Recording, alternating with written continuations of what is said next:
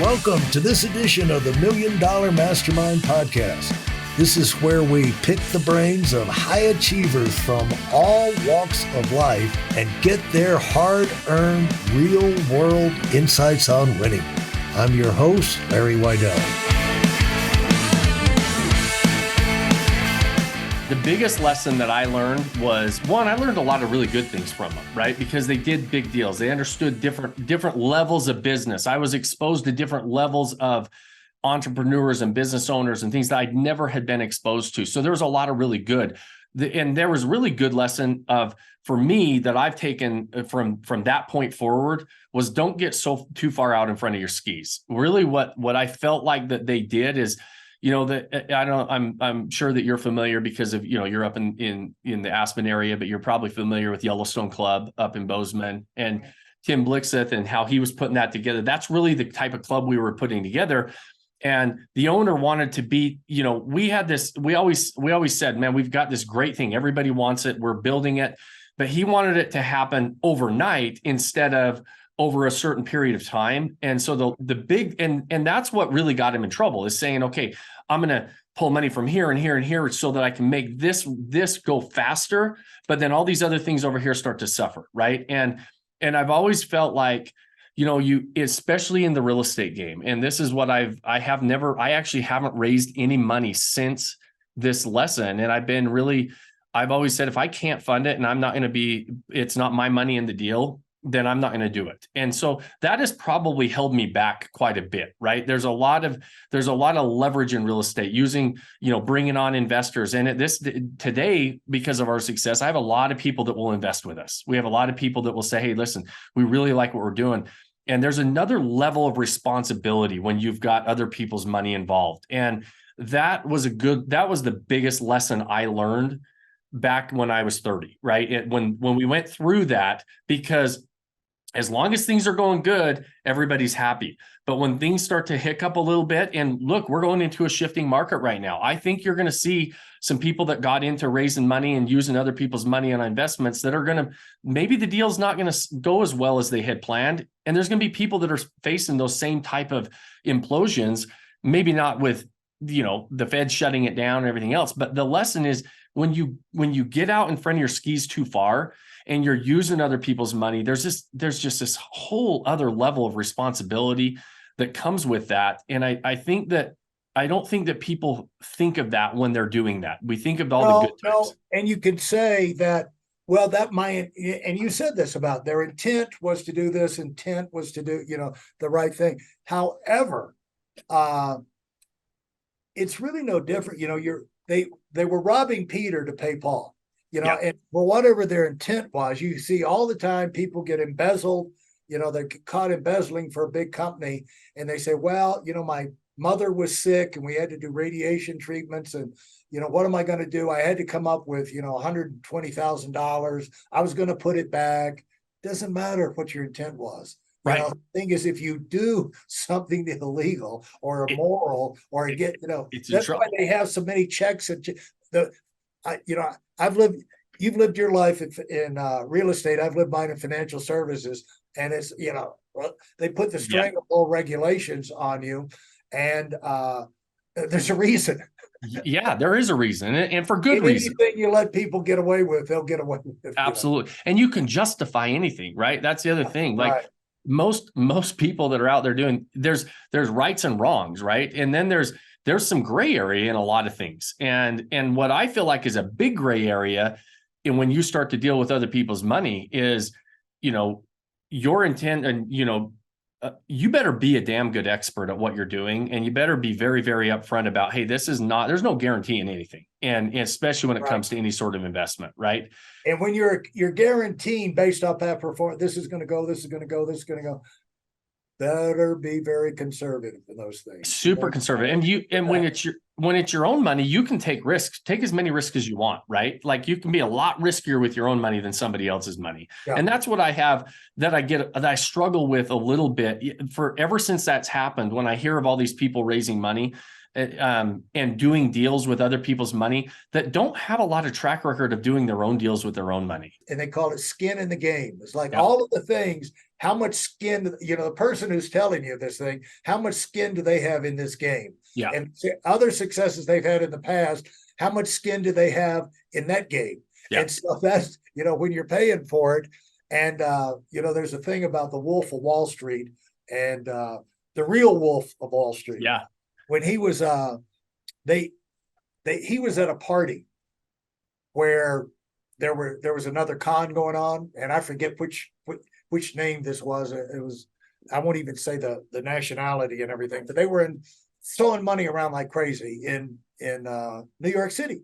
Yeah. You know, they're spending money here, and they had hot tubs here, and they had the girls coming in here, and they, you know, and there was a reporter along with him, and asked him what he thought about these guys. He said, they're crooks. he just walked into the party and saw, you know, he said, oh, they're crooks. He said, you don't spend money like that if it's your own money. If it's your own money. Yeah. If it's your own money. Yeah. And, you know, that's the sign to look out for. But when you went out, I mean, you also said they did something good for you. You got to move in different circles. What did you pick up, would you say, other than your own confidence about, I'm the guy, you know, in the private jet, picking people up, showing them around to the $25 million homes, other than the prestige of that position, what did you learn or what did you absorb by being around a whole nother level of person, the way they talk in terms of successful person, up close and personal? You know, yeah. You're spending time on the plane, you're talking about just how their mannerisms, just their attitudes about things, how they treated other people or how they talk. What did you, remember any particular lessons you picked up from that? Absolutely. The biggest was, you know, I grew up very blue collar and we worked hard and I didn't come from a lot of money, and kind of the mindset of, you know, rich people are greedy and they're flaunting their stuff. And because I feel like that there's these levels, you get to the level where you have a little bit of money and you show off as if and spend as if you have more than you actually do. Yeah. When you talk, what I felt like I learned when I was meeting these people that really had money, right? They have their own jets, they have their own stuff, is they were very, very down to earth. They were very humble and nice. We would go out to eat with somebody at a restaurant and they were super kind to the servers, right? And that was more across the board. And that is something that opened my eyes that, hey, these are people that I could really like to be around. And I don't have to be this, you know, this cocky. Like at the time, there was times, and I'm not super proud of this. I'm totally different than this now. I feel like, because you learn as you get older and you get some gray hairs and have some miles on. But I remember trying to, when I was doing my fix and flip stuff, trying to show off as if I even had more than I did, right? Buying the fancy cars, wearing the cool clothes, and it was for show, right? And I assumed that's what rich people did. That's what people that are really wealthy did. When I actually was around wealthy people, completely the opposite. They were super kind. They were very, very smart, right? They were very calculated with things. They were super conservative.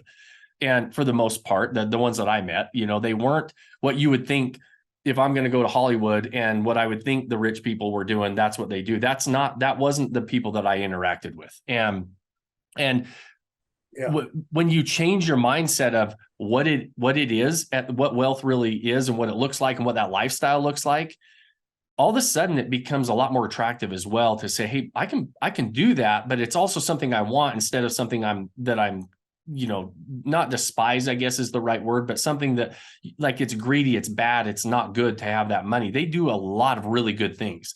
You know, the impact that those people had, and when I would have those conversations with them of the, you know, the charities and the donations and the things that they were able to do, I was like, man, that's a whole different side of wealth that I wasn't ever really exposed to.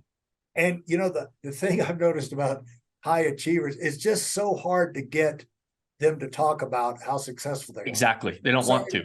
That if somebody's bragging, you know, they're talking, they ain't got nothing, you know. Exactly. What's the lure of a development deal for you? Why did you do development deals? You were doing so good with the houses. What was the allure of that? They were just larger, bigger chunks of money. right? They were, a development deal could bring in several $100,000 on a deal versus, having that would take me, X amount of houses, a lot more houses. So, Right. and I wanted to get back into the investing game, right? And it was larger dollar payouts than a fix and flip was. And so we started looking at some development deals, and that's what we started looking at doing. And when I told Now, you, let me ask you that. When you're looking at development deals, what does that what's the process on that? Because I read in your thing that you guys are looking at 100 properties a month, evaluating, in what you're doing now. But when you're evaluating development deals, how do you walk out of your house, where do you go? Turn on the computer, and how do you find these development deals to investigate it? Is it a networking thing? Or? Yeah, it's for us, it's door knocking and networking, right? And it's dealing with farmers, right? Typically, you're dealing with farmers who are getting to the point where they don't want to farm the land anymore, and you're trying to work with what I was doing is like smaller residential deals, anywhere from 50 to maybe 150 lots. And so the area that we knew well, we were, we would go into the farmers area, and we'd find out that, where development was going, and we try to find those, the landowners that were willing to sell some of those smaller tracts. We didn't compete with the big builders or the big development deals, because the deals that we were working on were smaller than they wanted to go after. And so what we would do is try to find the raw land. We'd spend the time to get the zoning changed, the entitlements, get all the infrastructure ready to go, and then we would sell it to the mid-size to small-size builders. But yeah, you're not going on Zillow or the MLS and trying to find development deals, right? You're going out and building relationships with the landowners in the area, and typically they're the farmers that are aging out of wanting to run a farm. Yeah, and like in the business world, you start a business, you build a business up to a certain size, and you get like 20 million in revenue or this, that, and the other. And then then the bigger boys want to start coming in and buy, they're not looking for lemonade stands to buy, but they are exactly looking for bigger businesses to snap up. Yeah. That's what the hedge fund guys do anyway. Yes. So you were doing that with developers and the bigger companies. You're getting it ready for them to take over, and then they would take it. Yeah. And so we ended up at the time, we built some houses. We built about 40 homes, but nothing to write home about by any stretch. But it was, most of our goal was to give them to the bigger developers. Like I said before, so we all own our own individual portfolio. So Vodyssey itself, we help individual investors understand, and my goal is to help them walk into the vacation rental investing game with their eyes wide open.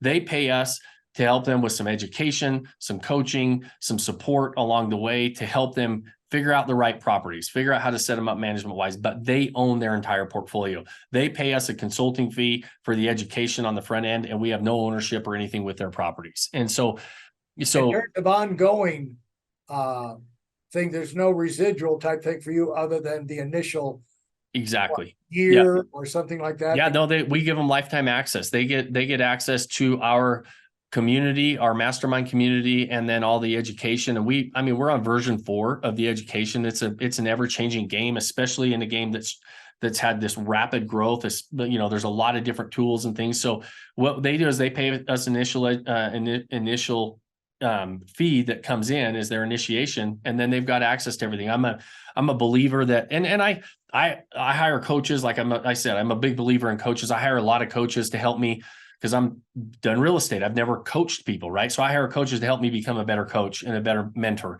And a lot of them say, you're crazy. You got to, charge them yearly or have this recurring thing. And that's an argument that we have all the time, is saying, I believe this is a process, not an event. And I want to be part of that journey with people. And we have a lot of fun with it. And so they pay us an initial fee, and they're part of our family for the long term. And when you say the collective portfolio, how many properties all of the people that have worked with you stay current on how many properties they're Yeah. they stay in touch with y'all. Absolutely. Yeah. We have a super engaged mastermind group. We call it the Empire Club, and we have a master property list. So everybody puts their properties on the master property list, and we support each other. We market each other's properties, kind of cross promote all those different things. And so that's how we stay engaged and on top of the collective portfolio of Vodyssey. And so I would say the average member of Vodyssey probably has a portfolio somewhere between 3 to 6 homes. The fun thing about the vacation rental side of it is you don't have to have these major portfolios to make a big difference in your lifestyle and financial goals, right? Like I don't have hundreds of members making 7 figures, but we've got, a couple handfuls of members making over $1 million a year. And the largest portfolio that makes $1 million a year or more in passive income is 8 properties. And so they're really high producing portfolios. And so you don't have to have these major portfolios, but we've got hundreds and hundreds of members making over 6 figures a year, which is awesome. And so you show people how to invest in these properties. It is an alluring idea of having properties that you own and all of, your own package of luxury properties. And if you want to go on a vacation to those locations in Hawaii or whatever, you got a property sitting right there. If you want anyone in your family, and then when you're not using it, it's going to be earning income for you. Now, when you talk about the money they're making, can they make this over and above the carry? Loan? Oh yeah. When I'm talking about the money people make, I always talk about the net, and it's uncommon, right? A lot of people talk about the gross, right? The gross numbers, which is, and that's after you have to maximize these assets, just like anything else. I always tell people, we always hear, even like I just mentioned, we got people making $1 million a year, a couple $100,000 a year. We got hundreds of people making 6 figures a year. It doesn't happen the first property you buy, right? And it doesn't happen, especially with any asset. And short-term rentals specifically, they're going to start off as a slow burn, right? You might, right. I look at properties all the time that I am pro forma. And when I'm looking at my 5-year pro forma, my first year or two, I might be making, a 3 to 4% cash on cash return. It's not making me rich in the first little while. It's after you start to maximize in that 3 to 5 year period. Yeah. And you get the appreciation, should you decide to turn them over, and you have all those things going for you. In fact, one thing that comes to mind is I was talking to Ron Diamond yesterday, who runs he's got a company that runs 100 it's even hard for me to say this, even 100 family offices. Oh wow. Yeah, from 250 million to like 30 million something. But he said, to make money in the public, in the stock market, is almost a loser. He said you can make money in the private world, but to make, if you're going to go out there, if you're thinking about your portfolio and you want to do something, what he said, do something. If you want to do something beyond just an index fund, a no load index fund, and just let it roll.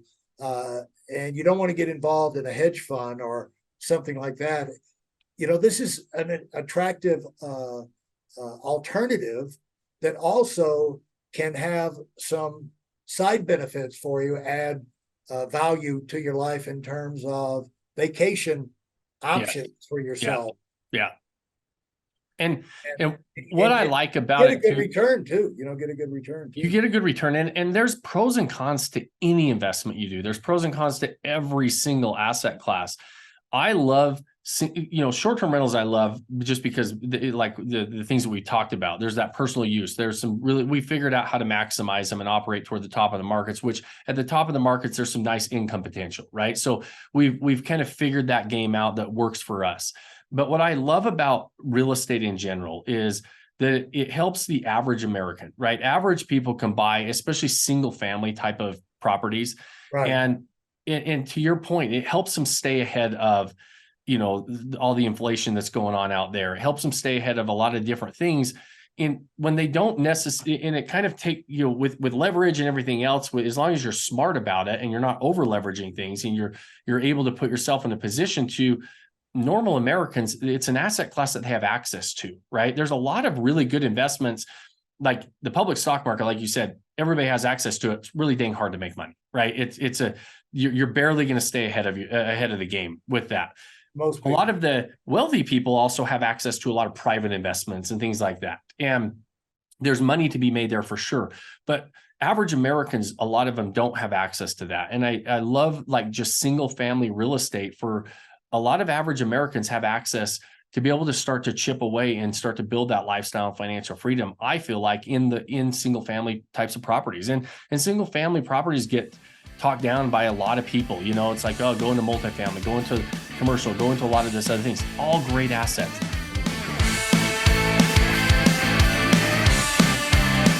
Thanks for listening to the Million Dollar Mastermind. If you felt there were any valuable takeaways from this episode, please take a minute and leave us a 5-star review. Your feedback is important and really helps us get the word out to a wider audience. Remember, we have a valuable webinar that is absolutely free. Register for it right now at weidelonwinning.com. Thanks for listening.